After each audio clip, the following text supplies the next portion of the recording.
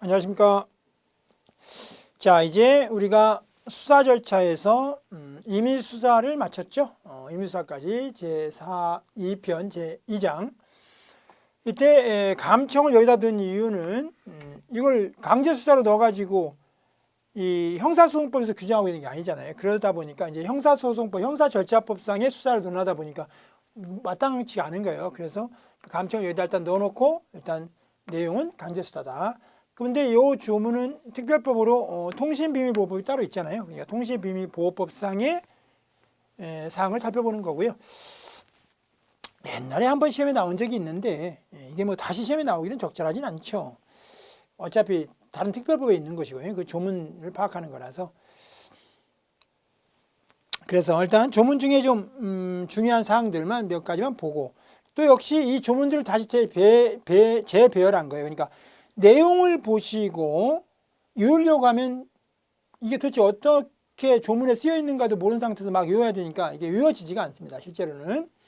그래서 그 내용 외우려고 하지 마시고 조문을 자꾸 반복해서 보고 조문의 내용을 숙지하는 게 훨씬 더 빠르고요. 효과적입니다. 그리고 리걸 마인드도 더 형성이 되고요.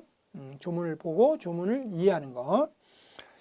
자, 보니까요. 통신비밀보호법 중에 중요 조문들을 이렇게 쭉 내려놨는데 1조는 이 법은 통신 및 대화의 비밀과 자유에 대한 제한은 그 대상을 한정하고 엄격한 법적 절차를 거치도록 함으로써 통신 비밀을 보호하고 통신의 자유를 신장함을 목적으로 한다. 이렇게 해서 통신비밀보호법의 목적을 규정하고 있죠. 그 다음에 2조는요.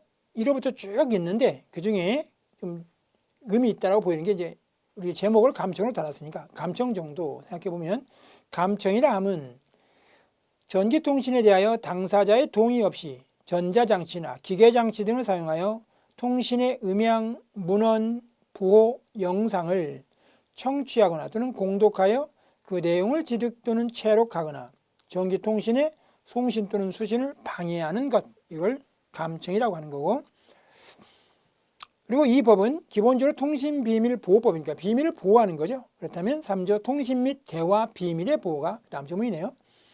이랑 누구든지 이 법과 형사소송법 또는 군사법원법의 규정에 의하지 아니하고는 우편물의 검열, 전기통신의 감청 또는 통신사실 확인 자료의 제공을 하거나 공개되지 아니한 타인 간의 대화를 녹음 또는 청취하지 못한다. 다만 다음 각호의 경우는 해당 범위를 정하는 바에 의한다. 그래서 이제 단서가 있는데요. 좀 기니까 생략을 했고요. 이양 우편물의 검열 또는 전기통신의 감청은 범죄수사 또는 국가안전보장을 위하여 보충적인 수단으로 이용되어야 하면, 그러니까 최후의 보충적으로만 쓰라는 얘기죠. 국민의 통신 비밀에 대한 침해가 최소한의 그치도록 노력해야 한다. 강제수사는 아까 뭐였어요? 비례원칙이 있었죠. 강제수사 법정주의, 강제수사 영장주의, 강제수사 비례원칙. 비례원칙 말하고 있는 게 최소한에 그치한다. 제4조 불법 검열에 의한 우편물의 내용과 불법 감청에 의한 전기통신 내용은 증거로 쓰지 못한다. 왜냐하면 이런 짓을 왜 하겠어요? 증거로 쓰려고 하는 거잖아요. 그죠? 증거로 쓰려고 이런 감청을 하고 그다음에 통신 비밀 등을 알아내는 건데 그런 불법적인 내용은 증거로 못 쓰게 하면 이게 줄어들지 않겠냐는 얘기죠. 제3조의 규정에 위반하여 불법 검열에 의하여 취득한 우편물이나 그 내용 및 불법 감청에 의하여 취득 또는 채록된 전기통신의 내용은 재판 또는 징계 절차에서 증거를 할 수 없다. 이때 이 재판은 형사재판만이 아니고 모든 재판이고요. 그 다음에 징계 절차도 마찬가지죠. 제5조 범죄 수사를 위한 통신 제한 조치 허가 요건. 그러니까 범죄 수사를 위해서는 일정한 경우 통신 제한 조치를 할 수 있다는 거죠. 그 말은 무슨 말이에요? 때때로 감청도 할 수 있다는 겁니다. 이러한 통신 제한 조치는 다음 각호의 범죄를 계획 또는 실행하고 있거나 실행하였다고 의심할 만한 충분한 이유가 있고 다른 방법으로는 그 범죄 실행을 저지하거나 범인의 체포 또는 증거 수집이 어려운 경우에 하나에 허가할 수 있다. 아까 다른 방법으로는 할 수 없다. 이게 뭐였어요? 이게 보충성 원칙이었죠? 보충성 원칙이 다시 언급되고 있는 겁니다. 아까 3조 2항에.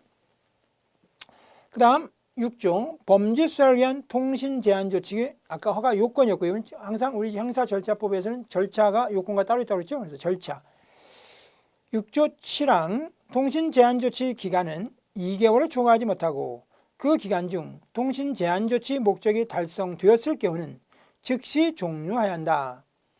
다만 제5조 제1항의 허가 요건이 존속하는 경우는 소명 자료를 첨부하여 제1항 또는 제2항에 따라 2개월의 범위에서 통신 제한 조치 기간의 연장을 청구할 수 있다. 2개월 범위 내에서 연장할 수 있다는 거고요.